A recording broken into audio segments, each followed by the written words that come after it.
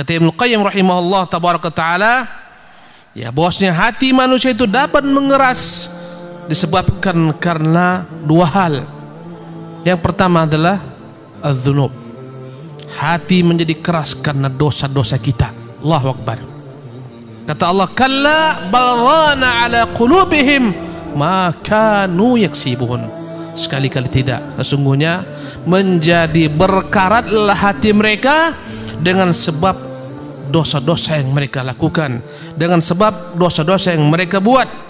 Maka ini sebab yang paling dahsyat ibadah Allah, membuat hati kita ini mengeras.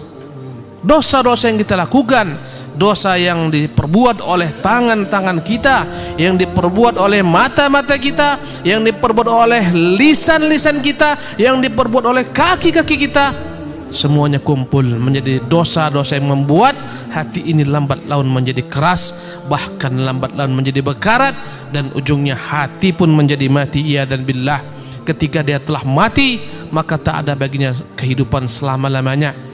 Maka dia telah menjadi hati yang terbalik, sebagaimana kata Nabi kita, kalkuzi mujakhian, bagaikan wadah air yang telah terbalik, la ya'rifu ma'rufan wa la yunkiru munkaran. Tak lagi dia dapat mengetahui mana yang baik, mana yang buruk, sama sekali bercampur baurlah baginya segala sesuatu. Yang baik dianggapnya yang buruk dianggapnya akan menjadi sesuatu yang paling baik baginya. Innalillah wa inna ilaihi raji'un. Ma'asyiral muslimin yang dimuliakan oleh Allah Subhanahu wa taala. Inilah sebab yang pertama. Adapun sebab yang kedua yang membuat hati ini menjadi mengeras ibadah Allah setelah dosa-dosa yang kita berbuat adalah al-ghaflah, lalai.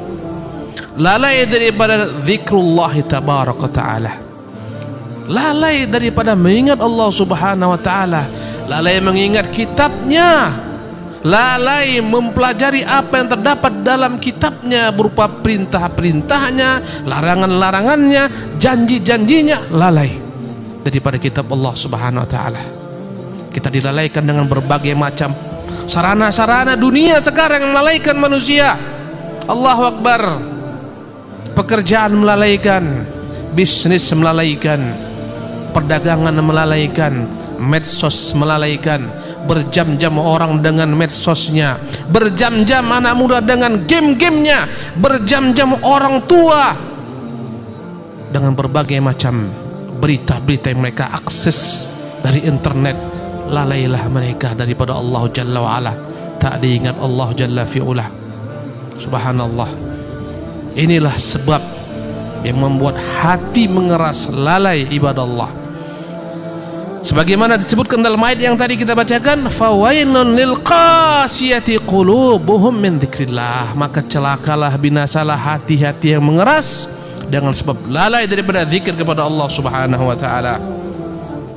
Berkata Syekh Abdul Rahman bin Nasir Sa'di rahimahullah tabaraka taala, ay la talinu li kitabih. Hati yang mengeras ini adalah hati yang tak dapat lembut dengan kitab Allah Subhanahu wa taala.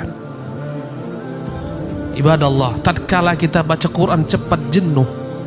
Sebentar baca Quran, 5 menit baca Quran, 5 jam membaca berbagai macam situs dan berita di internet melalui jejaring sosial dan Android yang ada di tangan. Ini menunjukkan hati kita hati yang lalai. Sebentar baca Quran jenuh. Subhanallah.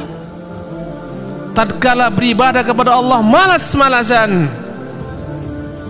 Ini ciri-cirinya. Ini menunjukkan dalam hati kita ada penyakit kemunafikan. Malas sholat, malas mengaji, malas datang kepada kebaikan, bermalas-malasan dalam segala macam bentuk kebaikan. Itu adalah merupakan sebab dan dampak daripada hati-hati yang keras.